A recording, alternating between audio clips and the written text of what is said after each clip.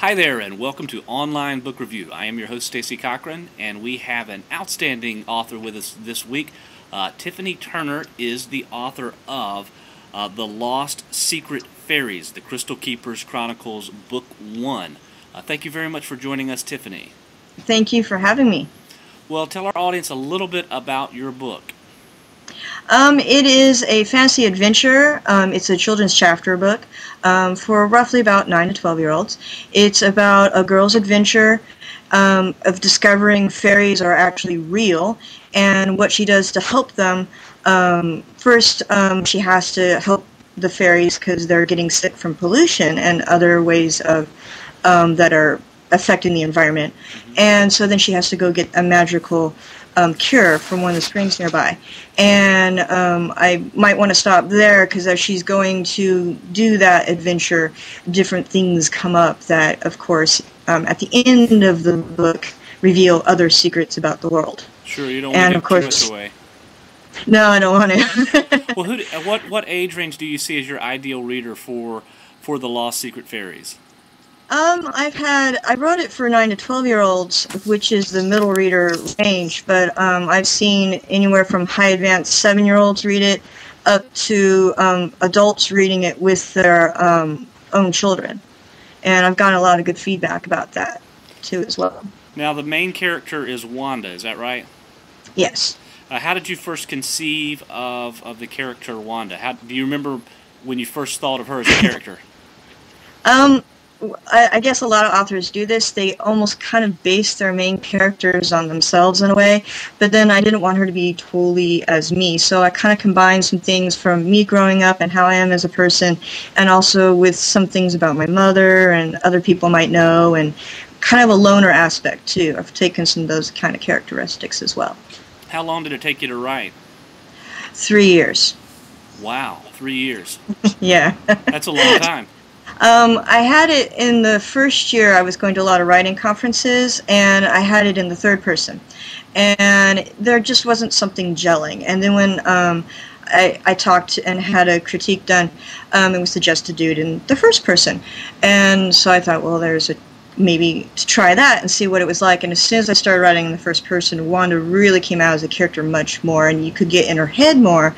And a lot of books for that age level are actually written in the first person too. And I find kids responded better to that as well. And particularly if you're reading it in person, like if you're doing an event at a school, I imagine they would respond much more to the first person point of view. Yeah, I actually did a reading at a school, and it was one of those reading nights with parents and kids there. And I read they wanted a spooky kind of campfire aspect, so I read the chapter that has where she's going through the orchard at night and has to sneak the cure to the fairies. The fairy opening to the world is in the orchard behind her house. And as I was reading it aloud, some of the kids were edging closer to each other. So because it really puts them in the story when it's in the first person like that. It really does. Well, for folks watching the video at home, of course, the author is Tiffany Turner. The book is The Lost Secret Fairies, The Crystal Keepers Chronicles, Book 1. We've been talking a little bit about the process to write it, specifically, of course, using either the first person or the third person point of view. And so you settled on the first person point of view, and it took 3 years to write all total. Can you talk a little bit about your revision process? Of course, our audience is made up of a lot of writers, so... Yeah, I'm going through a lot of that right now. What I do is I go through at least 1 or 2 drafts. I have a unique way of doing revision because first I'll go to the writing conferences, I get professional critiques done with editors there, and other writers will do them as well. And then what I'll do is I also read it out loud to my class in what's called a writing workshop format. And as I'm teaching them revision, they're learning how to do pure conferencing themselves while they talk to each other and give feedback. I have them answer questions and things, but with my own writing, I model it for the whole class so they'll know how to do the peer revision as well. So I read aloud my book to the class, and they give feedback, and I'm also helping them teach reading it and writing at the same time. I found that it helps both ways. If you know how to write, it also makes you a better reader as well. Absolutely, and you mentioned one of the things there, this writing workshop teaching strategy. Can you elaborate a little bit on that? What is the writing workshop? It's basically a writing way of teaching that at the very beginning of the year, you kind of set how to teach the writing process. And what you do is you do different writing projects with the students. And then throughout the year, you're adding to the different ways of doing that. You use real stories, real like picture books or real novels to teach it. And one of the offshoots I found that using my own writing, which is also encouraged, it really helps. You can bring that kind of personal feel to it, help make that connection with your students. Plus, you're modeling for them as well as you as a writer, as a teacher and a writer. It makes them feel more like an author as well. Well, and I did want to ask, I mean, that's a perfect segue into one of the questions I had written here of, you know, how's your background as an elementary school teacher influenced your writing? Clearly, if you're getting feedback right away from the students, I mean, that's affecting how you would write, I would think. I find it really exciting for teaching and writing because I go to the writing conferences, I learn the techniques there, and then I bring it back to my students and help teach them the writing technique I have learned as a writer. I help teach them. In fact, a lot of what's happened with my read-alouds is that I've been teaching techniques of how to be a writing group, and a lot of I call them adult writers. A lot of the adult writers, they'll go and be in a group and talk to each other and share techniques and give feedback and help to improve the writing as a work, as a piece of literature. And so then I try to bring that back to my students. And some of the questions they ask are incredible. I'm just amazed how much kind of feedback they can give, or the things they really like too. They'll tell you right off, very brutally, and things they don't like, they will tell you. Yeah, kids are the best critics. Well, yeah, they're completely honest. There's not a lot of ambiguity in what they have to say. Well, how are they as writers? Do they respond well to the writing workshop? What happens over the year, it's a process. You start them out with projects, and I've always seen their confidence as a writer increase. By the end of the year, they're much more confident. They enjoy writing. They call writing fun, and I've seen that every single year I've done it. It's just fabulous to watch the whole process unfold. Very cool. Well, for folks watching at home, the author is Tiffany Turner.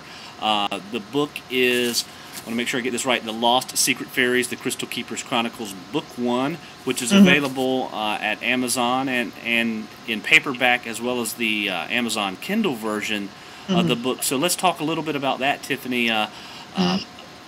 What are your thoughts on authors using Amazon Kindle? I've actually found it's opened up a whole new world. I just released the Kindle version this month, and I'm finding that there's all kinds of readers and authors that are part of this Kindle world, and how it I found and thought that ebooks are going to be the revolution of publishing. Everything's going to go digital eventually.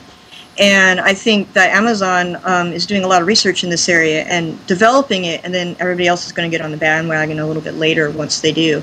And I've got a lot of support. I've got a lot of good feedback from readers that have been buying the Kindle version.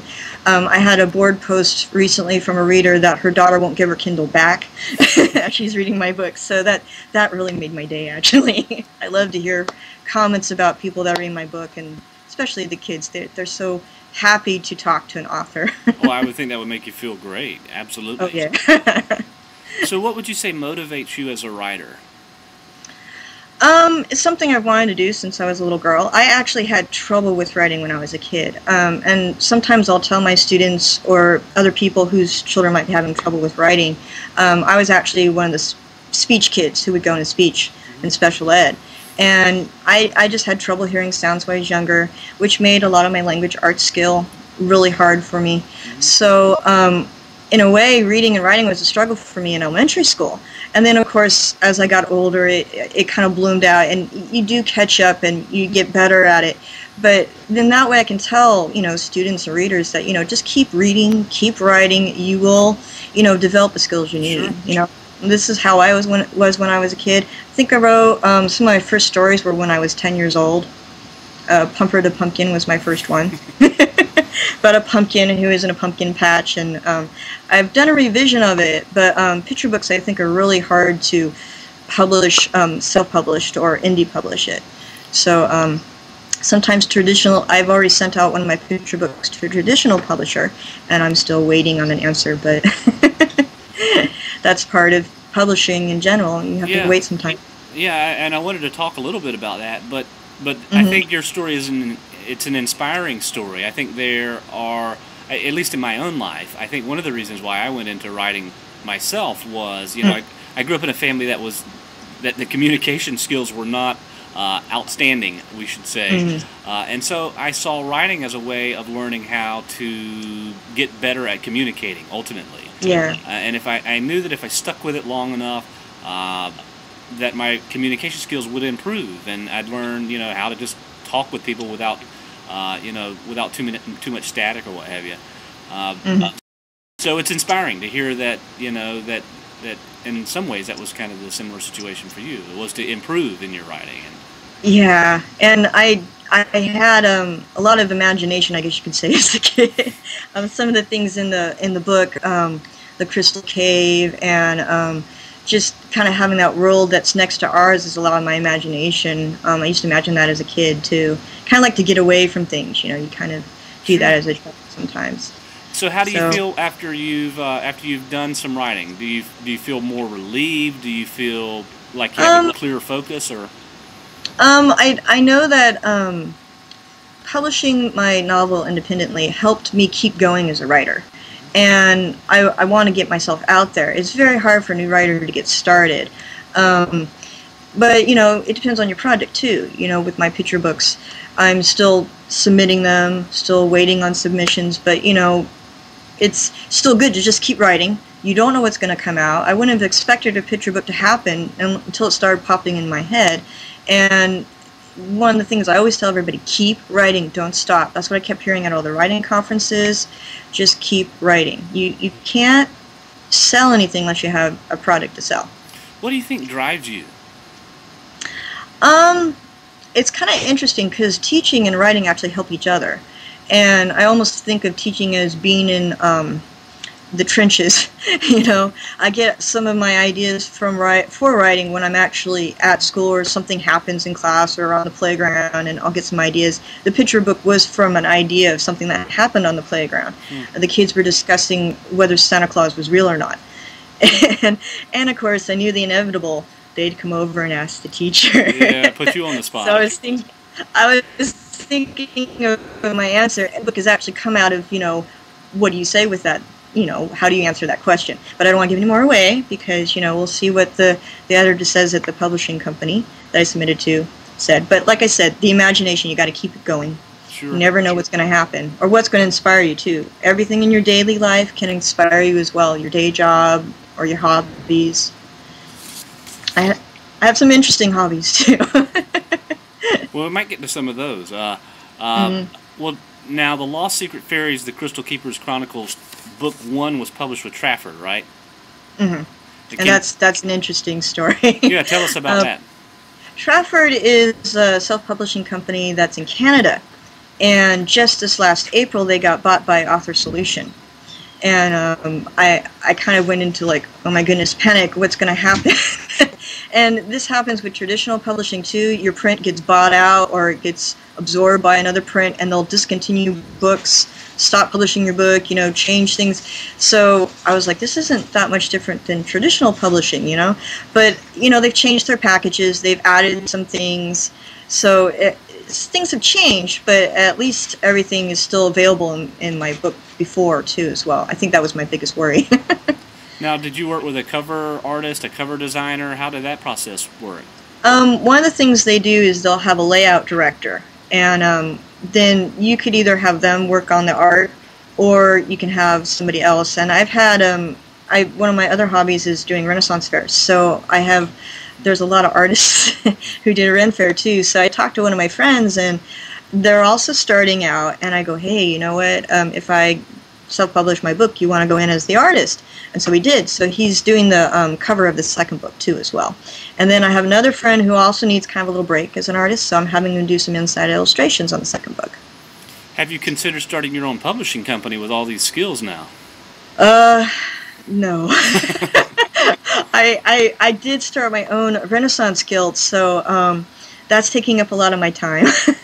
and teaching is taking up a lot of my time in writing, so I don't know if I'd had the time to do my own publishing company right now. Though it would be interesting to do in the future. I'm going to watch how all this is going, because it's amazing how traditional publishing and independent publishing are kind of neck and neck right now as far as releasing new titles. And the cost is so much lower with indie publishers. And I know from going to writing conferences, traditional publishers are looking for ways to cut costs. Sure. So already the indie publishers have already cut the costs in printing the books, because, you know, especially print to order on demand books. You know, they don't print them until they're ordered. They don't run off like 10,000 books and then send them from Asia where they were made and send them back here. They have them ready to go. The turnaround is not as long either. I heard one editor say it took 4 years to work on one picture book. So you can get a product out faster self-publishing too. Well, now, what advice or lessons learned can you share with us about getting a literary agent, about traditional publishing? Well, I've heard a lot about agents. A lot of writers don't necessarily work with an agent, though if one maybe presents an opportunity, you can, you know, talk with that agent and see what they have to offer you, but you don't actually really need one. I've actually heard editors say they were unhappy with writers who got an agent suddenly, and then they had to work with that, and that was one more hurdle for the editor. So it really depends on, you know, what books you have. There are a lot of writers who don't have agents who are doing just fine. And that's from going to a lot of the writing conferences and listening to what a lot of people have done already, too. What writing conferences would you recommend to folks watching the video tonight? I can recommend the ones I've gone to, which deals, of course, with children's writing. I belong to a group called the Society of Children's Book Writers and Illustrators. And when I got serious and said, I really want to do this and learn how to do it well, I started going to their conferences and their workshops, and they improved my writing and helped it become so much better. And I just keep going to their conferences mostly. They have a national conference going on in LA in August, and then there's local ones on the chapters. I go to the local Northern California one that's held in Monterey every year at Asilomar, and that's a fabulous conference to go to. But they have workshops available in there's regions throughout the United States too. I haven't really gone to writing conferences for other types of writing, though, just mostly children's writing. Very cool. Well, for folks watching at home, the author is Tiffany Turner. We're talking about her first book, The Lost Secret Fairies, The Crystal Keepers Chronicles, Book 1. What can you tell us now, Tiffany, about the second book? The second book continues with Wanda. I can say that the first book is during the summertime. So one of the problems I want to kind of work on was what would happen when she's a crystal keeper and at school. So the next book, of course, takes place when she's going to school and what happens with that. And something kind of interesting, what happens when you make a new friend. And she, being mostly a loner, has to deal with this new kind of thing. In the first book, her best friends moved away, too. And she's learning how to be friends with a new person. And I've also added a bullying aspect, too, because right now, bullying is something that a lot of kids are having trouble with, especially, you know, cyberbullying and that kind of thing. So I wanted to kind of address that. And that's kind of come out as I've been doing the revision. I've added that element to it as well. Very cool. Where can folks go to find out a little bit more about you, your books, and your writing? I have an author's website. It's located at tiffmeister.net, writer.html. It's also located on different things such as Amazon and Google. You can Google it and it will come up. I'm also listed on Goodreads.com too. I have a profile there. You can find out information there as well, and authorsden.com as well. How many books do you see in the series? I think I've got planned in my head 4. And as I keep making up more books, more ideas, it's sort of like shooting pool. It's like it leads to the next pool shot. I can see the next one happening from when I finish up the next one from that. And are you still, maybe I missed this in the conversation, are you still looking for traditional publishers with your book? If I know that if I were to be picked up by one, I would look at the offer and see what they would talk about. I've seen other, there's the Fairy Chronicles was a Publish America book, and that is one that got picked up by it was a small publisher, I believe, that picked it up. And there's other self-published books that have been picked up by traditional publishers. When you self-publish, you keep all your copyrights. So it's something that I would be interested in, but like my husband was saying, unless you write a second book, you don't have a series yet. So I kept writing. Yeah, that's the main thing, is to keep writing, no doubt. Yes. Finally, one last question. What kinds of strategies have you seen? Of course, our audience consists largely of a lot of writers themselves. What strategies have you seen that help to market the books to get them available to readers?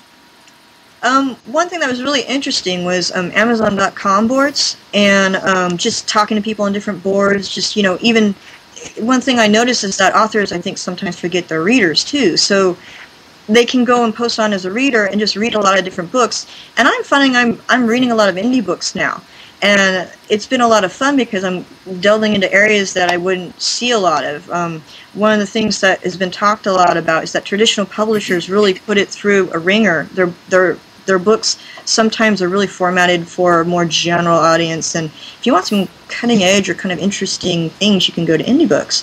So that's one thing I noticed that helped. And the websites like Goodreads.com or Author's Den, where they kind of give a format to talk to readers and authors, that's helped a lot. And going to writing conferences still, just talking to other writers and getting that support there. Well, Tiffany, thank you very much for speaking with us. Thank you very much for having me. And for all of us at the Online Book Review, the website is onlinebookreview.org. You can check out lots of our interviews there with authors. I'd like to thank you all for watching this video. Thanks so much. So we are good. Okay, cool. Let me